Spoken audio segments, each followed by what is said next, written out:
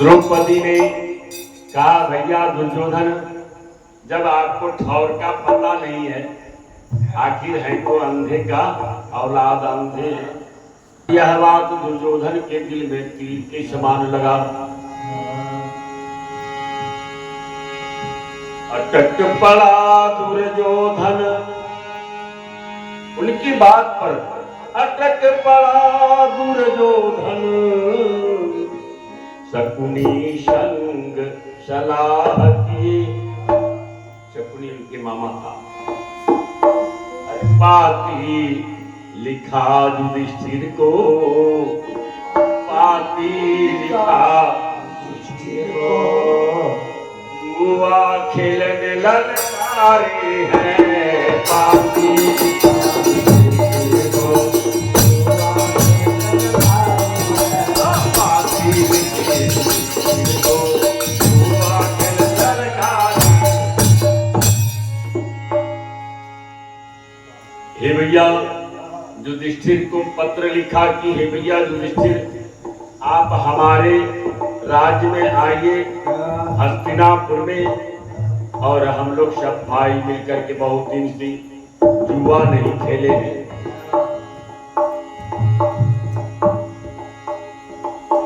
तो भैया तीन जो शब्द जो होते हैं, जुआ, जमीन और जोरू, ये तीन जो है भैया, तीन जो शब्द से अक्षर जो बनते हैं, ये तीन जो के चलते आज भी महाभारत हो रहा है। तो शुरुआत जुआ खेलने से दुर्योधन ने ललकारा युधिष्ठिर महाराज को। युधिष्ठिर कहते हैं,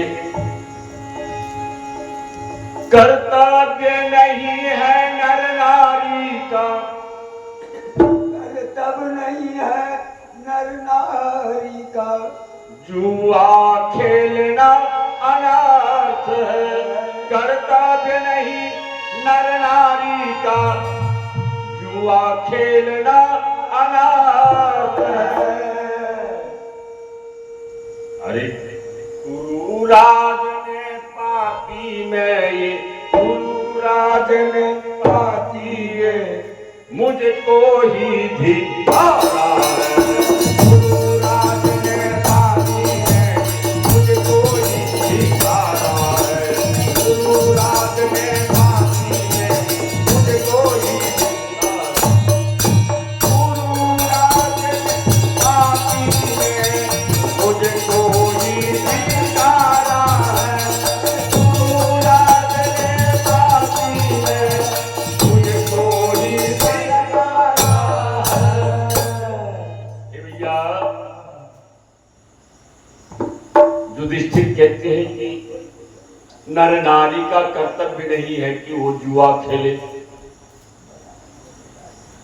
लेकिन जब दुर्योधन ने हमें धिक्कार दिया है, ललकारा है, तो अवश्य ही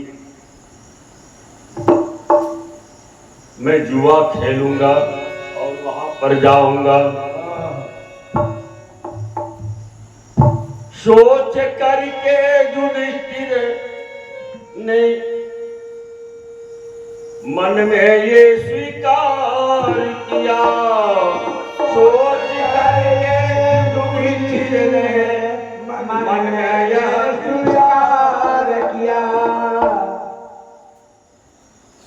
अरे पासा खेलेंगे पांडव पति, पासा खेलेंगे पांडव पति, चाहे फिर जो हो। पासा खेलेंगे पांडव पति, चाहे फिर जो हो।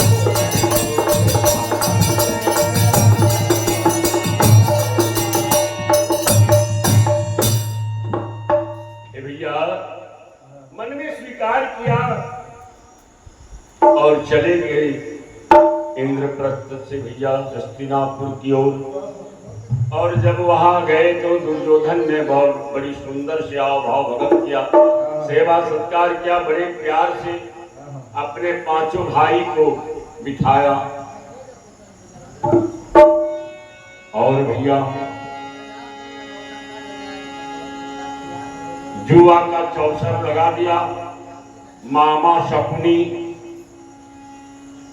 ने कहा कि देखो हम तो दोनों के मामा हैं, ना कौरव की तरफ ना पांडव की तरफ पाशा मैं फेंकूंगा और दाव तुम लोग बारी बारी से लगाओ।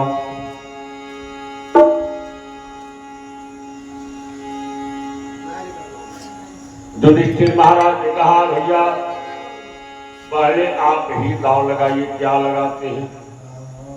बोला मैं इंद्रप्रस्थ का सारा खजाना लगाता हूं।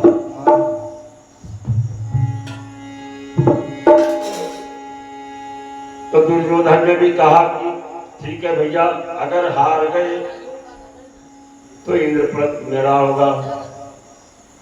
तो बोला तुम भी तो दाव लगा। बोला मैं पूरा हस्तिनापुर दाव पर लगाता हूं, अगर मैं हार जाऊंगा तो हस्तिनापुर आपका हो जाएगा।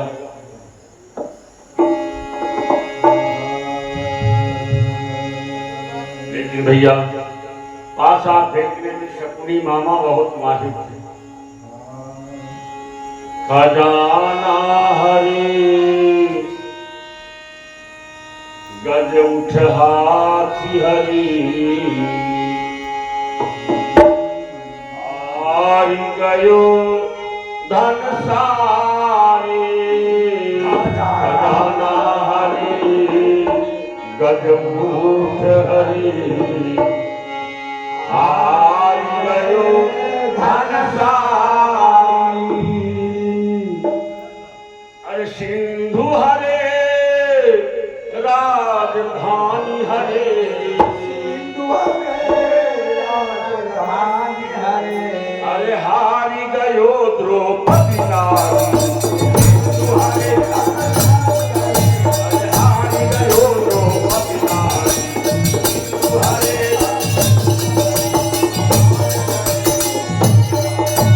सिंधु हरे अरे हारी गयो द्रौपदी नारी। सिंधु हरे राजधानी हरे, हारी गयो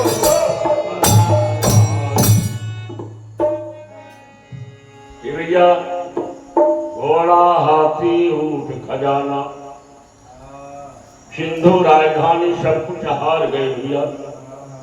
अब दांव पर अंतिम में बोला भैया अब क्या लगाइएगा? तो सबसे प्रिय जो अपनी नारी थी द्रौपदी नारी को भी दांव पर लगा दिया।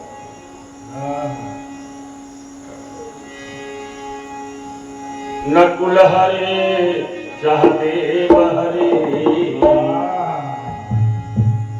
अर्जुन भीम अपना निहारी। नकुल हरे सहदेव हरे,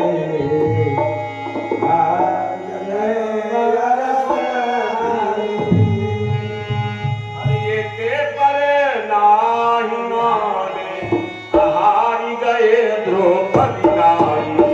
ये के पर नाही माने, हारी गए द्रौपदी नारी। ये के पर नाही माने, हारी गए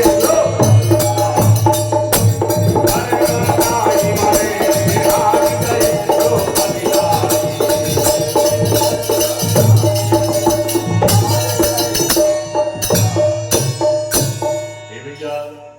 नकुल सहदेव भीम अर्जुन और यहाँ तक कि अपने तक भी हार गए भैया। और उसके बाद जब कुछ नहीं हारने के लिए मिला तो जुआ न द्रौपदी नारी को लगा दिया दांव पर। तो भैया कहते हैं वही है वही जो राम रचा को करता रख बढ़ा बहुशा। ये रचा हुआ पहले से था। इसमें महाराज धर्मराज युधिष्ठिर का दिमाग ही काम नहीं किया। अब तो दुर्योधन जब जुआ में हार गए, युधिष्ठिर महाराज को दुर्योधन भूले नहीं समाते। हाँ, अब काल कहते हैं तत जीत के दुर्योधन भूले नहीं समाते हैं।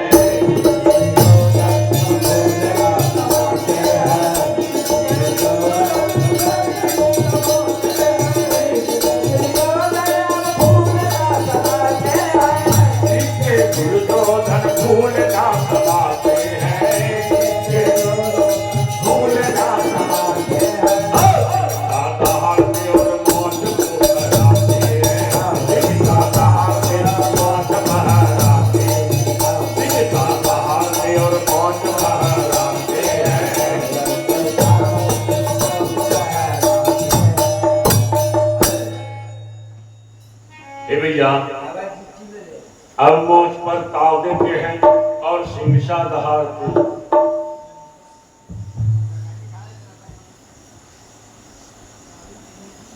इतना होने के बाद दुर्योधन ने तुरंत अपने प्रतिकामी को आदेश देते हैं।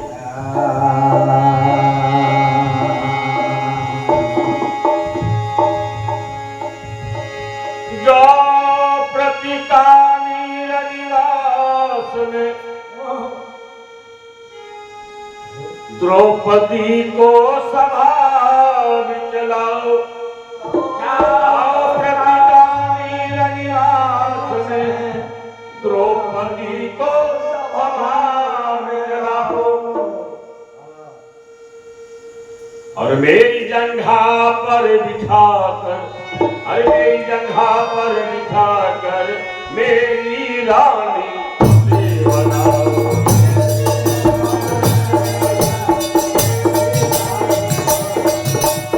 मेरी जंघा पर बिठाकर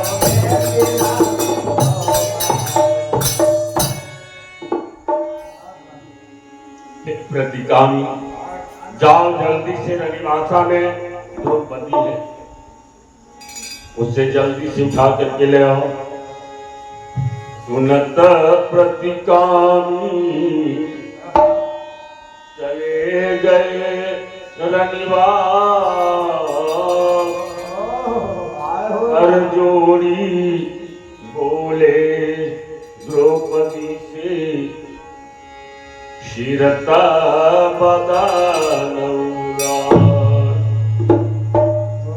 प्रतिकामी डरते डरते रनिवास में जाते हैं और सिर उनका शरीर जो है भैया सिहर जाता है, पूरा रोम रोम खड़े हो जाते हैं और उदास होकर के सिर झुका करके रनिवास में द्रौपदी के सामने जाकर के खड़ी हो जाते, खड़े हो जाते। हे द्रौपदी जल्दी चलो। डर डर के प्रतिकामी अपने मुखार बिंद से आवाज निकालते हैं कि हे जल्दी चलो, तुम्हें बुलाते हैं। हे द्रौपदी जल्दी चलो, राजा तुम्हें बुलाए हैं। दरबार लगी है बीच सभा में, दरबार लगी है धाम में।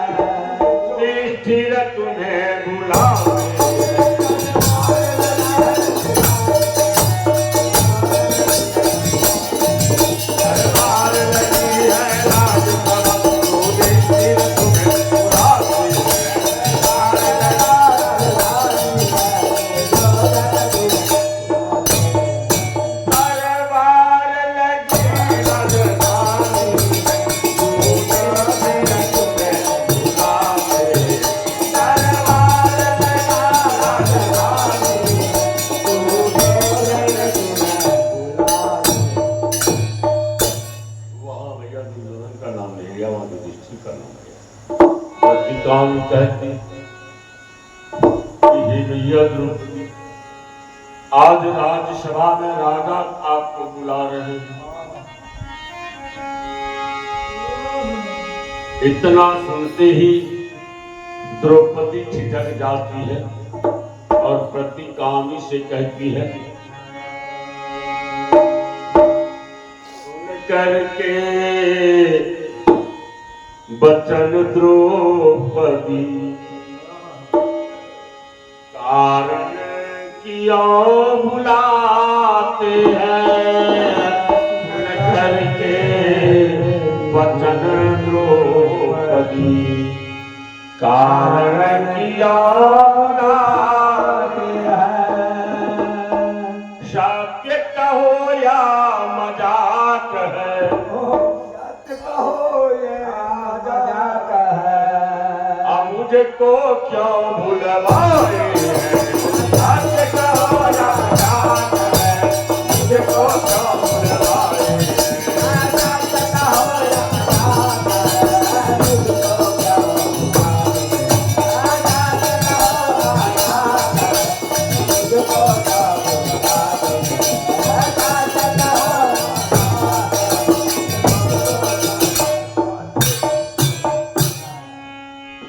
हे देवर जी, ऐसी बात तो नहीं हो सकता है। कारण क्या है जो मुझे दरबार में बुला रहे हैं? क्योंकि वहां पर बड़े बड़े गुरुजन पुरुजन सभी लोग बैठे होंगे और उस सभा में मुझे क्यों बुला रहे हैं? हे देवर, ये आप क्यों मजाक कर रहे हैं? ऐसा नहीं हो सकता है।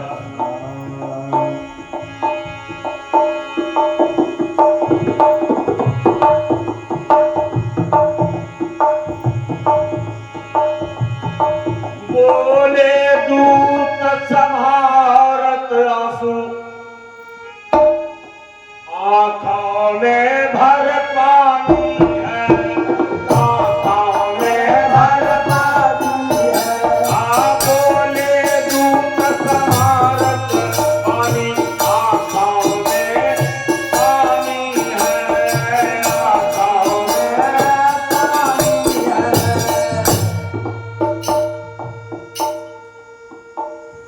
दूत अपनी वाणी को संभाल करके बोल, दोबारा बोलने का प्रयास करते हैं, लेकिन मुखारबिंद से वाणी नहीं निकल रहे और आंख से झरझर आंसू बहने लगते हैं।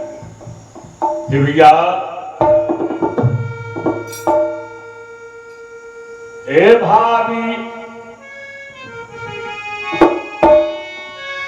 मैं क्या कहूँ? हे भाभी, मैं क्या कहूँ? मुख वचन कछु नहीं भाती।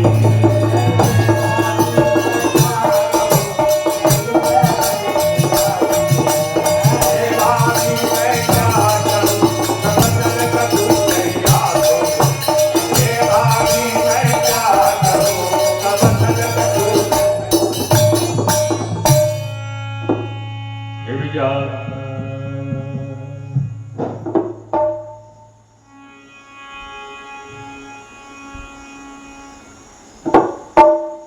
दूत कहते, भाभी मैं क्या बताऊं? कहते हुए मुझे भय लग रहा है। सुनो लाडली महारानी, बुरे ने तुमको हार गए।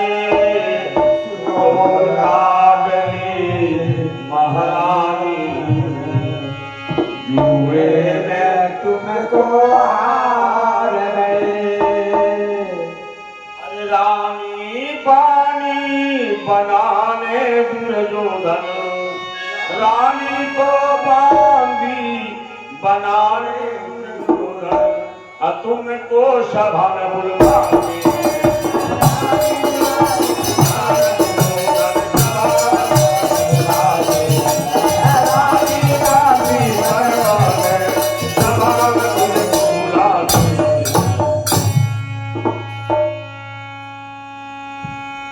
हे लाडली, दुर्योधन ने आज बांदी दासी बनाने के लिए आप चढ़ा रहे हो।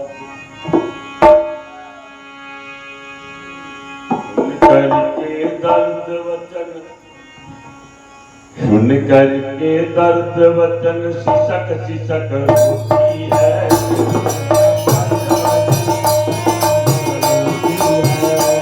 के दर्द वचन सिसक सिसक रोती है।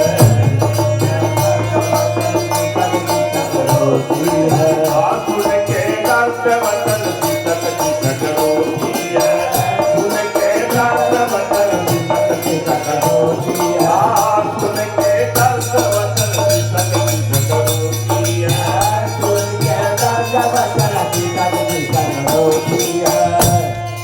धरा भी क्रोधित हो, धरा भी क्रोधित हो, नैन पर आती है।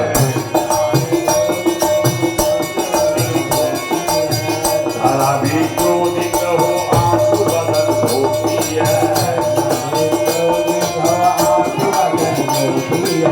सुन के दर्द वचन सिसक सिसक रोती है। सुन के दर्द वचन सिसक सिसक रोती है। धरा भी क्रोधित हो, आंसू बदन धोती है। धरा भी क्रोधित हो, आंसू बदन धोती है। धरा भी क्रोधित हो, आंसू बदन धोती है। धरा भी क्रोधित हो, आंसू बदन धोती है। उनके दर्द वचन सिसक सिसक रोती है। उनके दर्द वचन सिसक सिसक रोती है। हे भैया, जैसे ही यह वाणी प्रतिकामी के मुखार बिंद से सुनी, द्रौपदी फूट फूट करके रोने लगती। प्रतिकामी वापस सभा बीच में आ जाते ही, खाली हाथ जैसे ही सभा में प्रतिकामी आए, उसी समय दुर्योधन लाल लाल आंख करके क्रोध के मारे प्रतिकामी को फटकारने डांटने लगते हैं और कहते रे निकम्मा प्रतिकामी, तुमसे अगर नहीं होता था तो तुम पहले बताते। दुर्योधन, हे दुशासन जल्दी से जाओ, द्रौपदी को सभा में लाओ। द्रौपदी को सभा में लाओ। जल्दी जाओ, द्रौपदी को सभा में लाओ। अगर स्वेच्छा से ना आए तो केस पकड़ के खींच दिलाओ। तो केस पकड़ के खींच दिलाओ।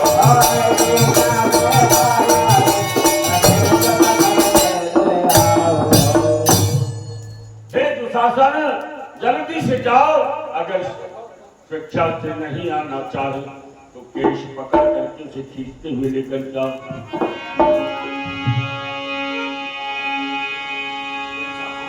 जैसे ही यह शब्द विदुर जी महाराज ने सुना, क्रोध के मारे विदुर जी खड़े हो गए, सिंहासन के से करके दुर्योधन को डांटने लगे। जय दुर्योधन, ये कैसी भाषा तुम्हारे मुख से निकल रहा है? यहाँ पर सभा में सभी पुरुष जन हैं और एक राज रानी कैसे सभा के बीच में आएगी और तुम खींच करके लाने की बात कर रहे हो? जरा मन में विचार करो दुर्योधन, यह अनीति है। अरे अनीति कभी ना करो दुर्योधन। विदुर महाराज कहते हैं अनीति कभी ना करो, अनीति कभी ना करो दुर्योधन। अनीति कभी ना करो।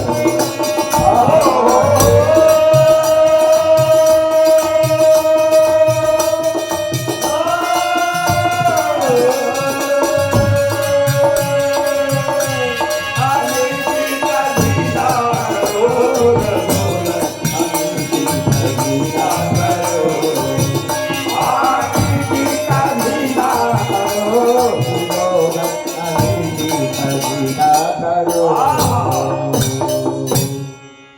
विदुर जी महाराज कहते हैं दुर्योधन यह अनीति है, अनीति मत करो। नीति ऐसा नहीं कहते हैं। पहले आप युधिष्ठिर हारे, पहले आप युधिष्ठिर हारे, पहले आप युधिष्ठिर हारे, पहले आप युधिष्ठिर हारे, पहले आप युधिष्ठिर हारे, पहले आप युधिष्ठिर हारे। ए दुर्योधन यह अनीति है। पहले जो स्वयं हार जाए अपने आप को जुआ में। जब राजपाट इनका था वो हार गया, इनका भाई सहोदर नकुल सहदेव थे वो भी हार गए, और बाद में स्वयं युधिष्ठिर महाराज हार गए।